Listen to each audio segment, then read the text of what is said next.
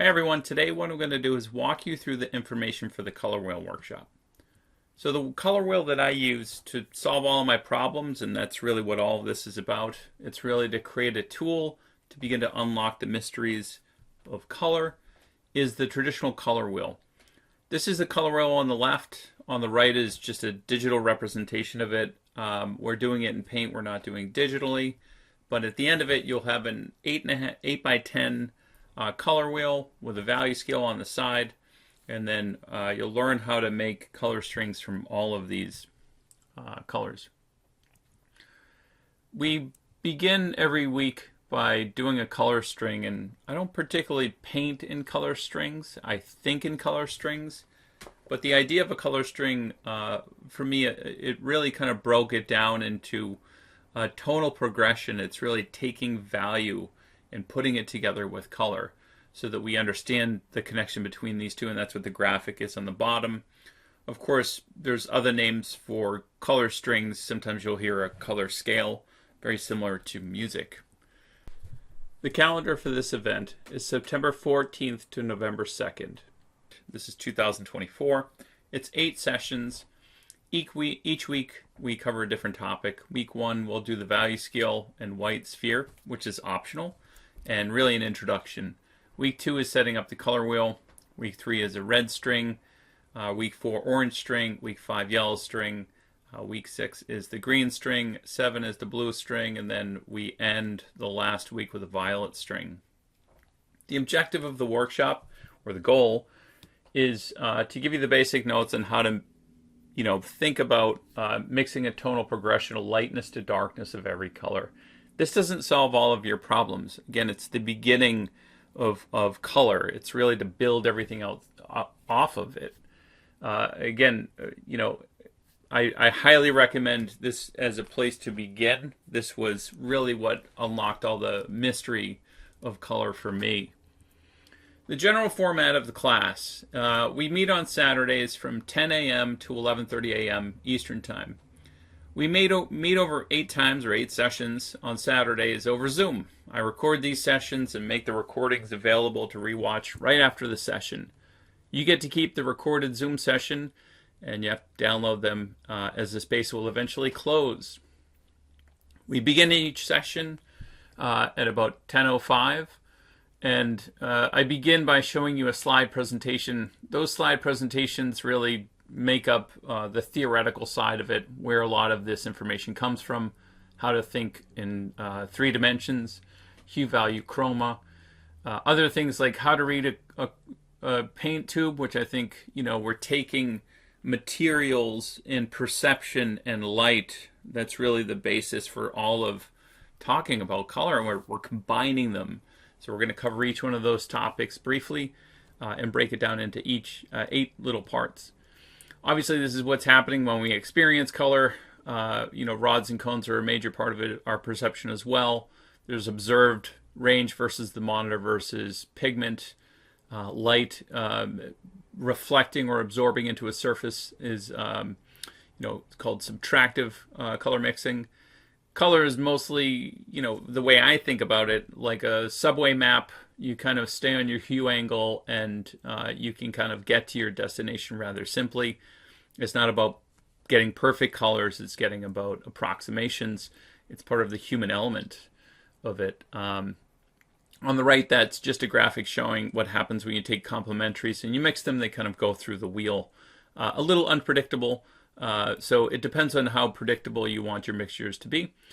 Mixing to the closest color in the hue angle is really what the workshop is about. So if you want to really control it, this is about how far I go in terms of trying to really control it. Color mixing, what is a complementary color? What's a primary color? Additive versus subtractive color wheel, the Munsell wheel, the traditional wheel, 3 common wheels that artists can use as tools to solve their problems. Additive versus subtractive color. What happens with pigments in refractive index. They're all different. Here's a video of me mixing Yin Min Blue. Looks nearly identical to ultramarine blue. But when you add oil to it, it will affect the way in which we perceive the color. So Light is interacting with it. Refractive index of the oil and the pigment is also a part of it.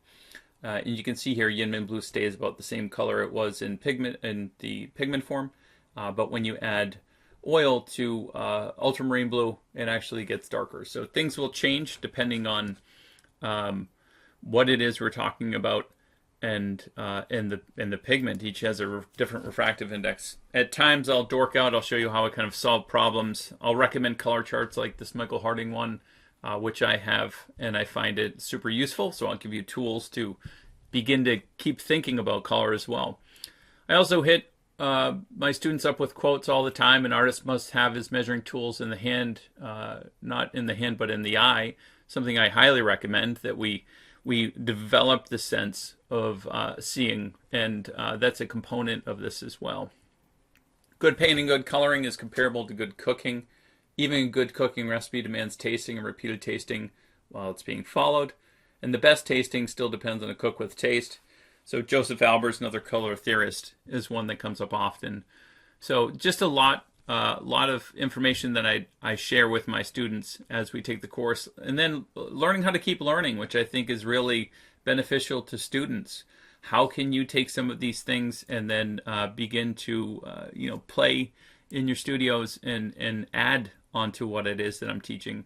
And this is just some things that I'm sharing from students that have come through the course, and how they begin to play in their studio and figure out what it is their paints can do by making these kind of color strings and then making notations. Week 1 of the workshop will be to create a value scale. Week 2 will be to set up the color wheel. Week 3 will be to mix a red string, painting a red sphere or object. Week 4 would be the orange string. And again, you can either do it simply by doing a colored sphere, or you can go into a complex object, even starting with something like an orange. So going to the produce store and getting a lemon, for example, if you're doing the yellow string. The other thing is I showed how to reduce chroma or lower chroma as you're painting. Also how to work with really high chromatic colors like organic pigments, like phthalo green or phthalo blue. Here's the phthalo blue one. And then violet, a color, or purple that really we have much more pigments now than we did in the past. So we'll talk about some of the historical properties of pigments as well. The color notes, the color strings are shared as well, and each week I'll give these out. These aren't to be handed out to friends, but I do share them, and therefore you can take them and mix with me while I do the exercises. We end every session. The last 10 to 30 minutes is a Q&A. Each session is recorded so you can rewatch the recordings over and over. You have access to these recordings for 4 weeks after the class ends. We post all our projects in Slack. That's the platform that we use. What it does is it locks everyone out so that you can only come in by invitation, and then everyone feels like their content is safe and not shared all over the internet. The Zoom link is actually in Slack. So this is a space called the skill building class I taught recently, and then you can see that is the Zoom link right there. So when you click on that, you can come right into the class. Here's where demonstration videos, if you want to access the videos every week, they'll be put right in this channel, and then you can click on them. And also the homework submissions will have their own folder, so you can submit in one and then watch the demos in the other, so it's not too crowded. Once a student will post their work, I come back in with a feedback video, which is 5 to 10 minutes in length. I record this in Vimeo. It's a screen record where I will draw over the top of it. I then post it right underneath your submission, and then that is really 5-10 minute feedback of how I would adjust or things to think about. That is the link right there for the Vimeo, and then over here that's the arrow. If you click on that, it will take you over to Vimeo, and then you can download that right by clicking on that arrow. The demonstration videos are not downloadable. The Zoom recordings you get to keep. PDFs of the strings are not downloadable. They are downloadable, but you cannot share them. If you sign up for the full class, you get participation. Everyone gets pretty much all of these If you sign up for view only, you do not get feedback. That's really the only thing you don't get. The information is available for 4 weeks after the last class. The last class is November 3rd, and therefore the 4 weeks after that would be December 1st, 2024 would be the last day that you have access to all the information here, and then it gets deleted. My motivation for teaching this class is because I think it's the simplest way to begin to think about color. Again, it unlocked all the mysteries because it wasn't taught to me in a class. I actually had to seek somebody out to teach me the color wheel, and this really just unlocked the mystery of everything. That's the color wheel that I base everything off of now in making all of my paintings. Here's some of the portraits and studies and bigger work. I'm not afraid of color anymore, and I'm playful. And really what it does is it helps me to express, because expression is really why we're all in this. To express ourselves through our artwork. Color is a component of it. And here you can see anything from flowers to cocktails. High chroma objects, low chroma objects, pretty much I feel good about painting anything.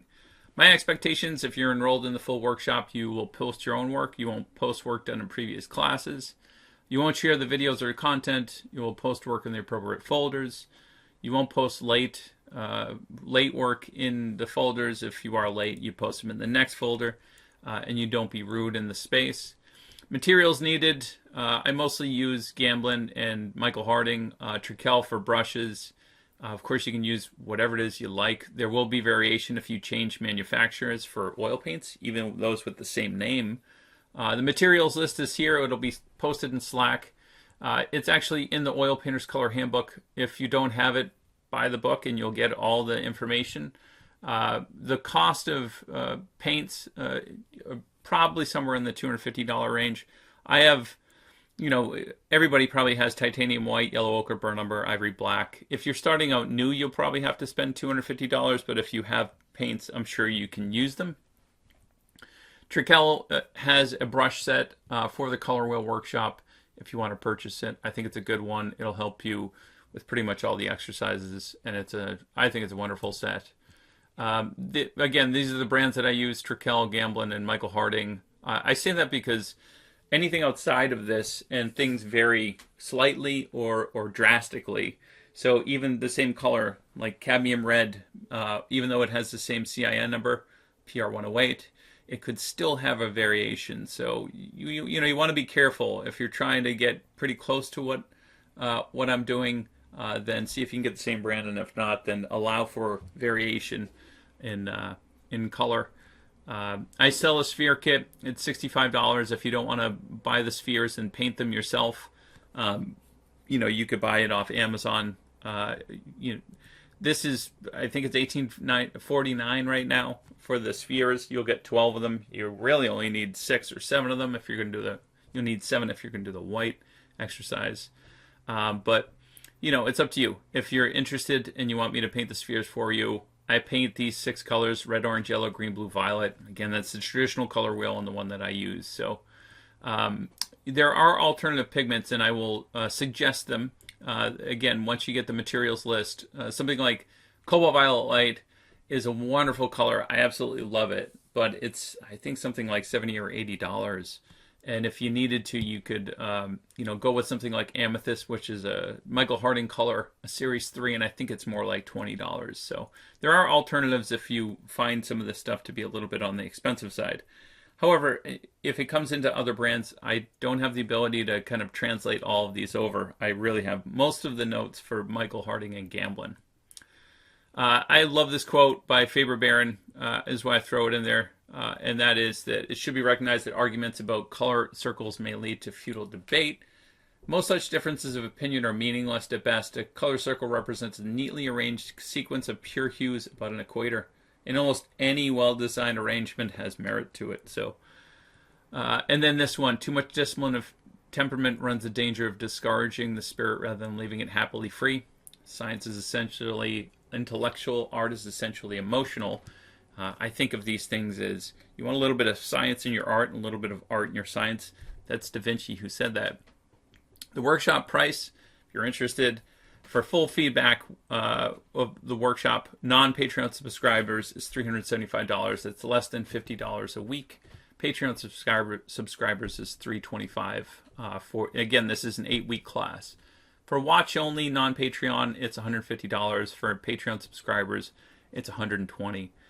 The discount is only for the $12 red tier on Patreon, unless you're in the violet tier. That is the kind of VIP tier. Those two tiers are what gets you the discount. If you're on the free Patreon, then you don't get any discount, and if you're in the blue tier, you don't get a discount. Alumni of the workshop get 50% off, so if you've taken this in the past and you want to take it again, I always welcome you to come back.